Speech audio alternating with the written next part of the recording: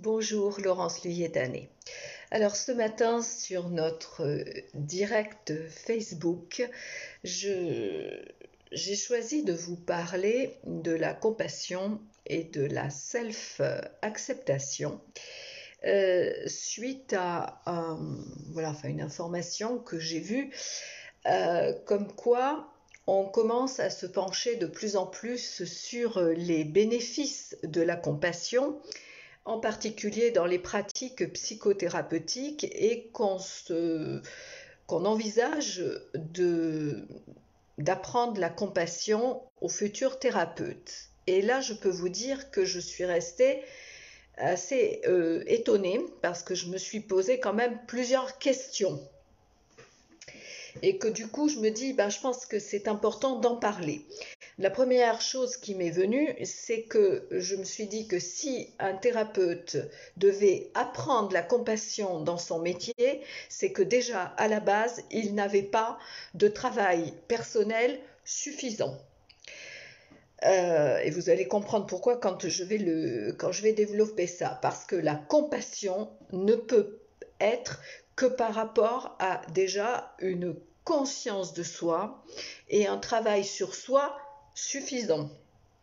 Donc, on ne peut pas accompagner l'autre si on n'a pas ce travail-là. Donc ça, pour moi, c'est déjà la première des choses à mettre en place. La compassion n'est pas une technique, un outil qu'on va apprendre, comme on va apprendre en technique de communication à reformuler les choses. Alors si je m'assure que que je vous ai bien compris, etc. Bon voilà, on va mettre en place, si vous voulez, des outils. La compassion, je suis désolée, c'est pas un outil, c'est un état d'être. Et en plus, c'est un état d'être qui est naturel, que nous avons tous. Pourquoi? Parce que nous sommes des êtres spirituels ayant une expérience humaine et que cette qualité de compassion, elle est déjà en nous. Le truc, c'est que on a justement différents filtres qui font que euh, on n'est pas en contact avec cet espace-là.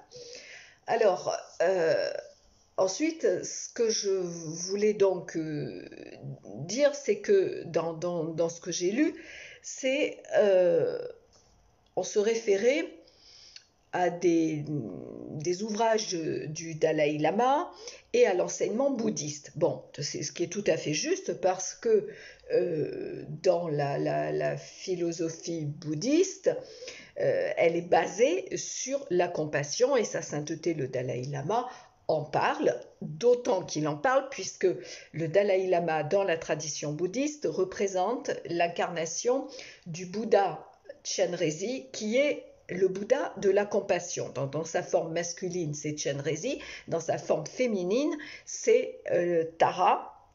Tara la verte, donc on représente assise avec un pied replié parce qu'elle est prête à bondir pour nous aider. Bon, l'équivalent de Tara, on pourrait dire dans notre tradition chrétienne, c'est Marie.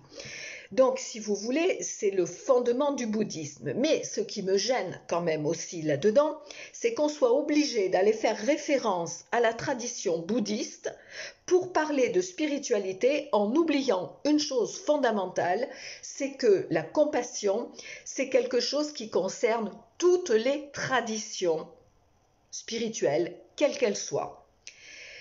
Euh, donc moi je me dis, mais où est-ce qu'on en est au point d'être obligé d'aller chercher à l'extérieur quelque chose qu'on a chez nous, mais sauf que je ne sais pas derrière quoi on le masque, ou comme si ça devenait limite un gros mot, ou la spiritualité quelque chose de complètement extérieur. Je suis désolée, la spiritualité n'est pas quelque chose qu'on met dans un tiroir dont on se sert une fois de temps en temps. Il y a deux faces en nous, c'est notre humanité et notre spiritualité qui est la fondation de, de notre existence. Et cet élément de la compassion, il passe par un point, c'est le cœur. Donc tant qu'on est vivant, on a un cœur.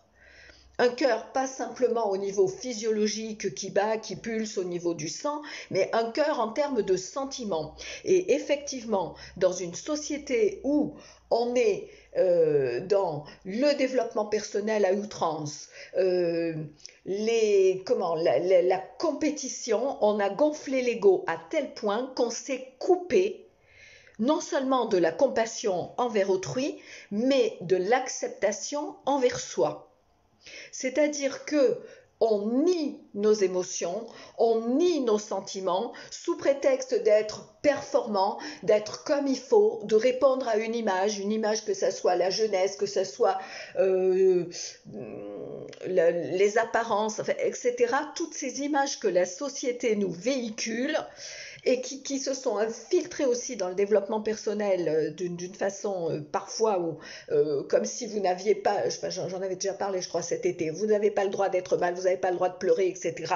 Mais là on arrive après à des maladies, parce qu'il y a des burn-out, des choses comme ça, parce qu'on a coupé.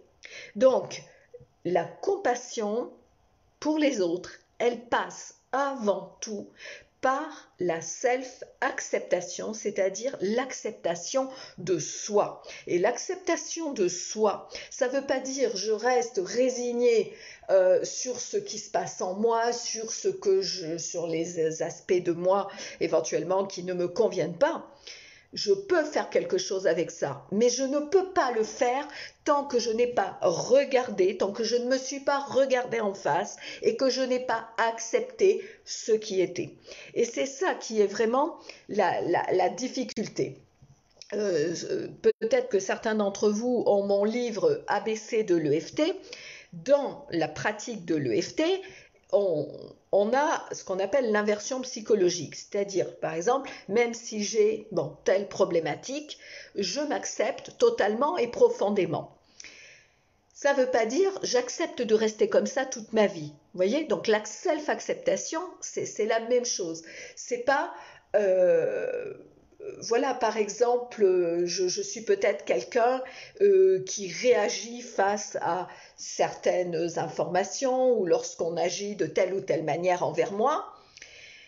Et en fait, ça me porte préjudice au niveau professionnel ou dans ma vie relationnelle. Bon, je prends conscience de ça. Et la plupart des gens, c'est ah ben je suis comme ça, donc je me juge, je ne suis pas comme il faut, parce que ça me porte préjudice. Non, la self-acceptation, c'est ok, je reconnais que je suis comme ça. À partir du moment où vous le reconnaissez, vous avez fait 50% du chemin, au minimum, il ne faut pas dire plus. Vous reconnaissez ça.